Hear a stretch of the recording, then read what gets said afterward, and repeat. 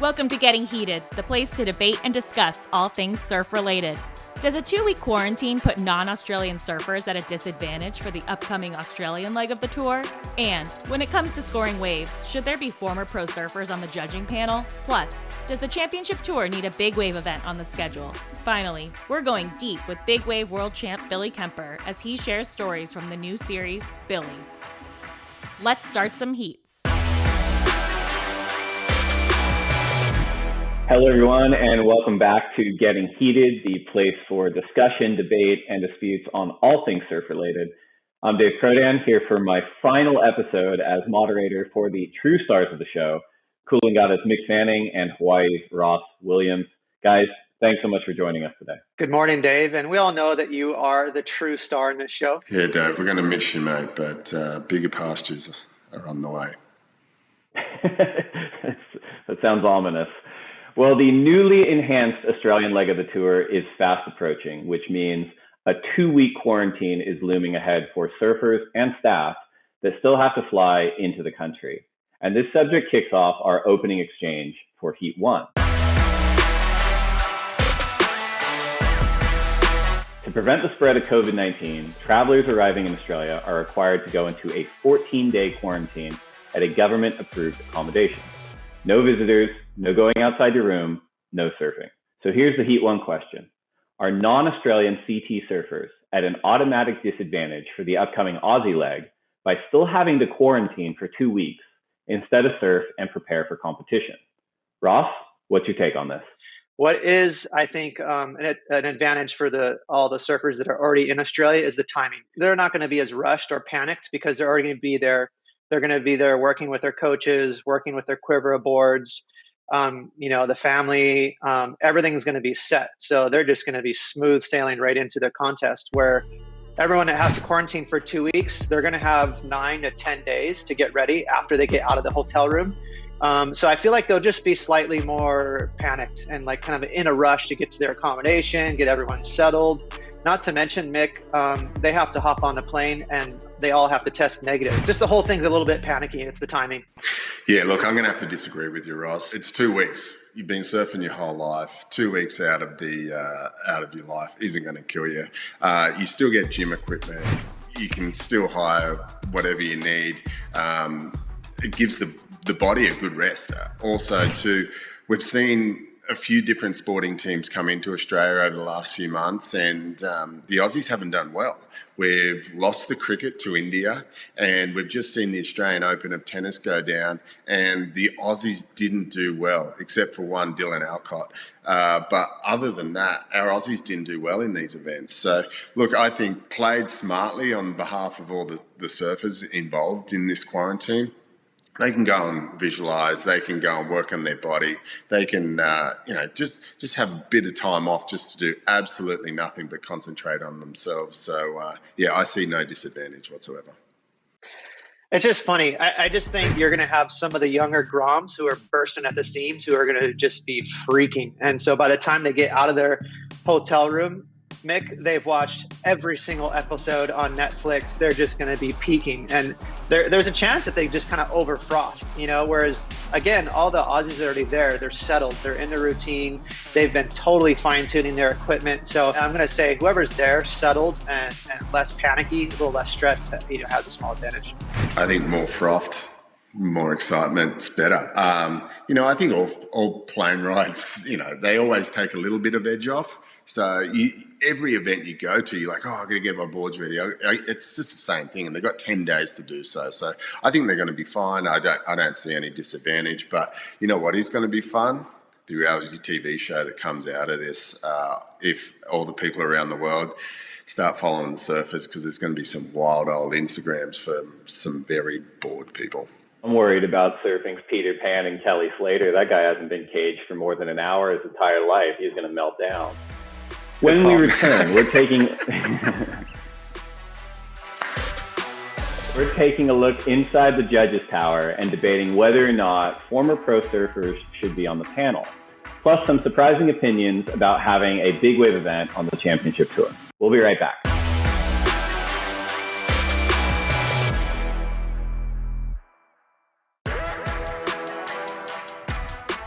Welcome back to Getting Heated. I'm Dave Prodan, joined today by two legendary surfers with increasingly hotter takes, Ross Williams and Nick Fanning. Guys, are you ready for the next heat?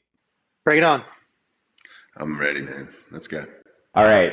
Based on history, this next topic could break the internet wide open because we're going to be addressing surfing's trigger issue for Heat 2, judging. CT Heats are officiated by an international panel of 5 scoring judges, a priority judge, and a head judge, scoring waves and ensuring everyone behaves themselves. But the question in the officiating of any sport is how much of the panel should be made up of former professional athletes. So the Heat 2 question is, should there be an emphasis on placing former pro surfers on the CT judging panel? Mick, what are your thoughts? Straight up answer, Dave. I'm going to say no. A few different reasons. One, surfers are too opinionated and we're too biased on the surfing that we want to see. So, look, I think that will just reflect in the scores that get thrown out. The other reason why, have you ever sat in the surfers area when there's a heat going on? We don't know what scores are going on. We're just throwing out whatever we think might happen, but there's probably about 2 or 3 guys that are actually on the money. We actually have had some other surfers just in recent times, some former CT surfers go on and become judges. Ben Dunn for one, and Drew Courtney, they're great judges. But I think for most surfers, they don't have the attention span that is needed in the judging panel. That's funny you say that, Mick, because you're kind of making my point for me. You said maybe 2 or 3 that are spot on, and I think that's the percentage for the population, whether you're a pro surfer, ex-tour surfer or not. Just like any Joe Blow out there that happens to become a professional judge on a WCL tour, not everyone's cut out for it. You need to be objective. You need to be neutral. And it's the same for pro surfers. I don't think everyone that's been on tour is going to be a great judge. Far from it. But I do think that it could help a lot. And the number one trigger word for me that could help from a tour surfer on the panel is nuance. Sometimes, I'm sure you would, whether you admit to it or not, Mick, that nuance goes missing. I've actually judged one tour event before on the Big Wave Tour at Jaws.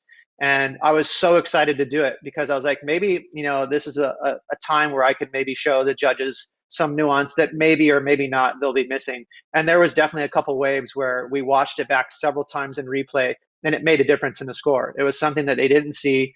And it was just that little bit of experience that sometimes goes missing that could flip not only a result, but maybe even a heat win, maybe even a world title. So you're just saying you're going on as a judge and John Florence is going to be winning another 20 world titles. Look, I think the judges stick to it. They should stick to it, and we don't need pro surfers coming in. This is coming from someone who's won a few world titles, Mick. I think if we had a few pro surfers on the panel, you never know. Maybe that 3 would have turned to 2. You keep putting your resume in, Ross. Get onto it, bro. I'm messing with you. We have a very special guest joining us in the final segment of the show. But before we bring him in, we have a big wave topic to hit upon first. The CT calendar presents the world's best surfers with a variety of different waves and conditions, ensuring the world champion is the best all-around surfer in any given season. However, can this schedule be improved even further? For Heat 3, we're asking the question, should there be a legitimate big wave event on the championship tour? Ross, I'm sure John's got a Paizel Padillac ready to go. What are your thoughts? He's got a few of them. This is definitely a tricky question because obviously I'm sure Mick will bring up all the logistics. It's going to be a nightmare. It's not easy to run these big wave events. You need a lot of time. You need a huge window. And you need to get the whole crew there set up in advance, which is usually doesn't lend a hand to nailing perfect conditions. But this is where I think we could get it done, Mick. If you just move it down a notch, it doesn't have to be 30-foot Waimea. It doesn't have to be 60-foot Jaws. Examples are medium, large Tavarua. I think Tavarua is probably the place for it. Maybe a moving window where you give all the surfers on tour a 2-month notice. I'm just thinking medium big waves added to the list, would definitely make a huge difference in sort of having a proud world champion that, truly good in 2-foot slop and 15 to 18-foot waves would improve the tour. So you're saying a medium big wave event. Yeah, look, it's sort of, as you said, logistics is out of control. Still scary. Logistics is hard. I think, you got to wait for the perfect swells and all this, and it just doesn't come together.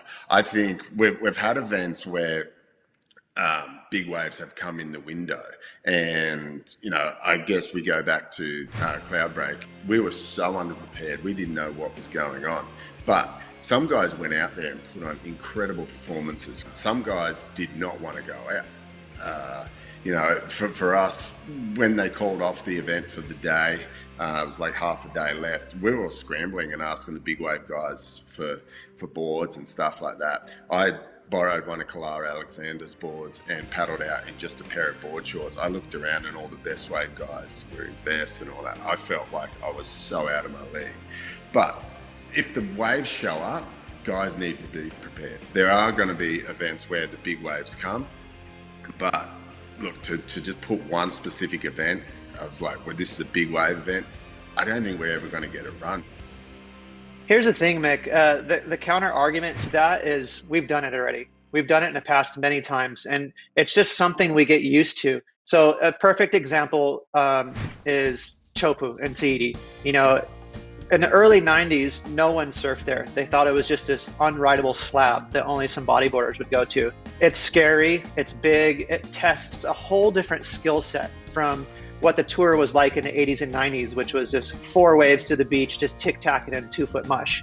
The tour has slowly evolved into what it is now, which is in bigger, high-quality waves. And I just think that's the one missing link. Guys like MR, Kelly, Andy Irons, all these guys, there's so many guys that sort of covered that whole gamut of ripping in big waves and 2-foot waves. And to me, that it would really put a booster on the tour.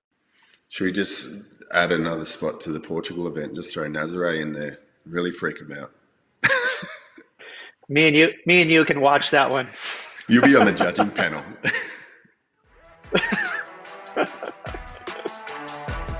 Well, when we return, we have someone who's a bit of a subject matter expert here. Big wave world champion and 4-time Jaws winner Billy Kemper joins the show to go deep into his new docuseries, Billy. We'll be right back.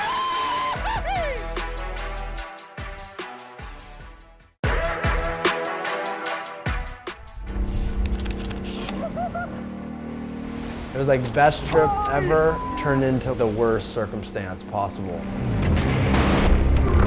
It was like, Billy just got super f***ed up. Every breath was getting shorter and shorter. Are you coming home to me?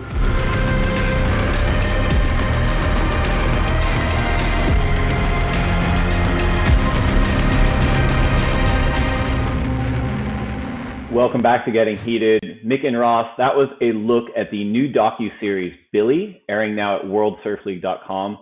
We're now honored to have the man himself on the show. Billy Kemper, thank you so much for joining us. Thank you guys. Honored to be in the presence of you three and looking forward to getting heated with you boys. Yeah, Billy, that looks incredible. Can't wait to watch it. Yeah, mate. It's been inspiring watching your story, so I can't wait to see it come to life on the big screen. Oh, thank you. Well, we do have a lot to talk to you about with the new series, but we want to pull back a bit and start our Going Deep segment with the current state of big wave surfing. Billy, you've won a big wave world title. You've won multiple XXL Ride of the Year awards, and you have a phenomenal 4 event wins at Jaws. So the question we want to start with is, when it comes to big wave surfing, is it necessary to have a tour and a world champion? Or are the individual event titles like Jaws or the Eddie enough in and of themselves? Billy, what are your thoughts? There's pros and cons to this question. And for me, I personally was I think the main person last year when our tour was taken away from us.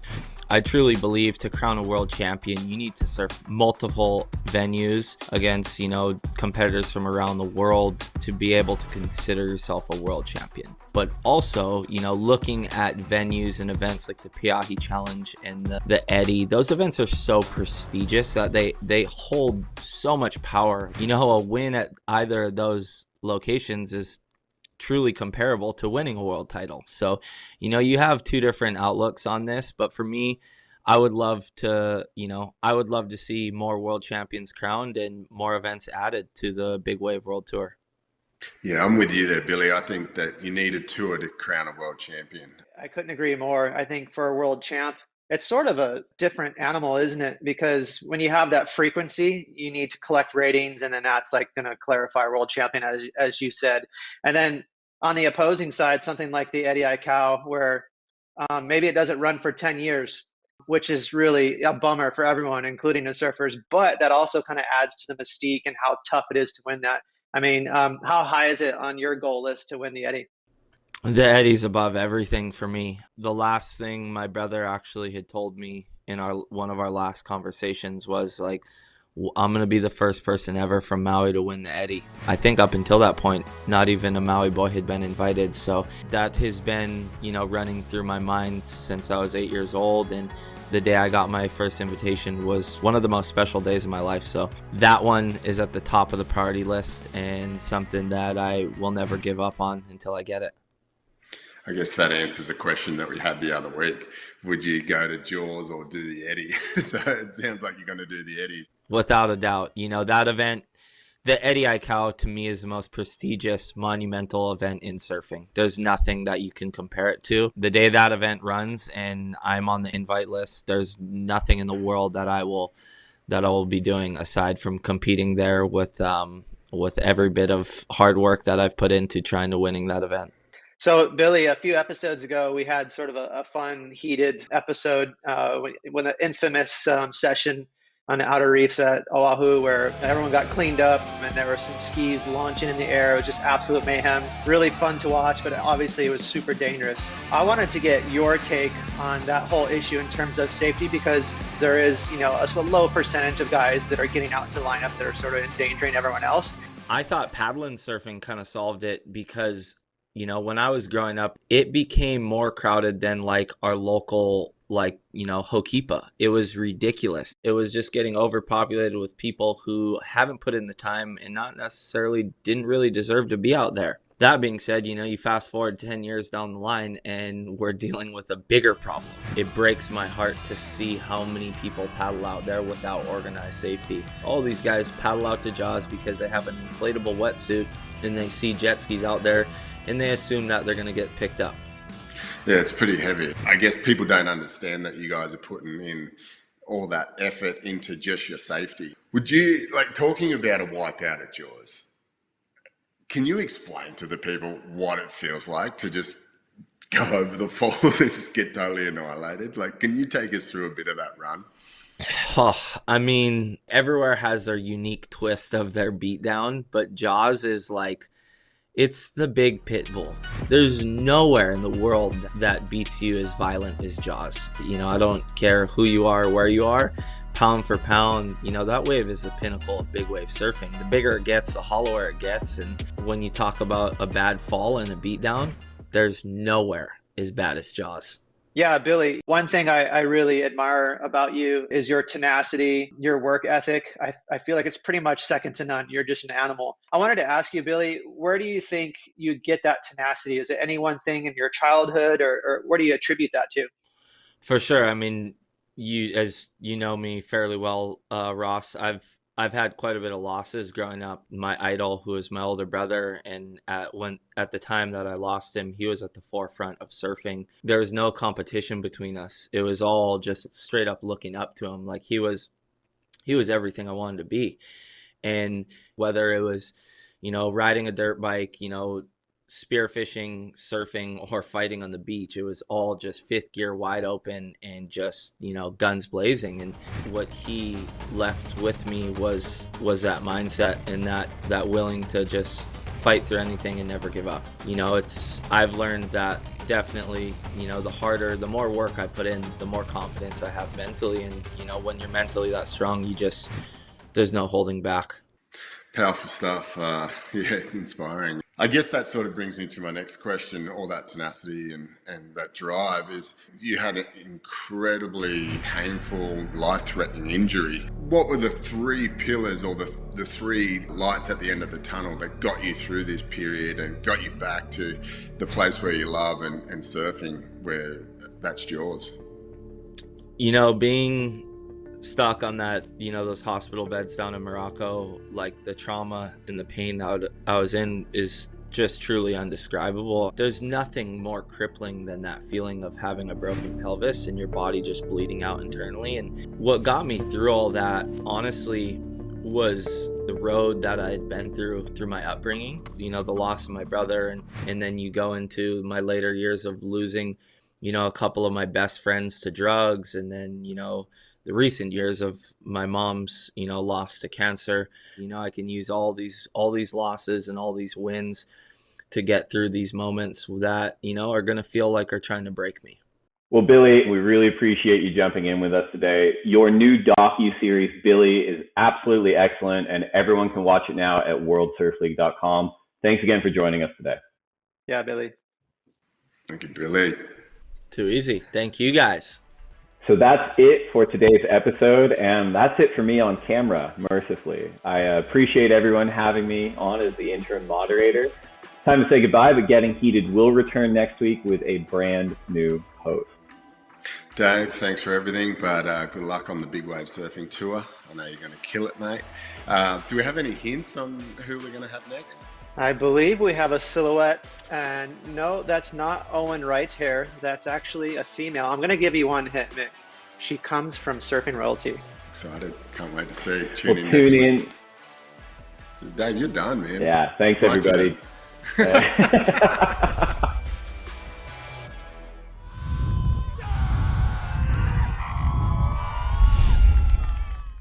Thanks for watching, everyone. Please drop a comment below and tell us what you want us to debate on, and Ross will go through, cypher them all, and you might even get a mention on the show.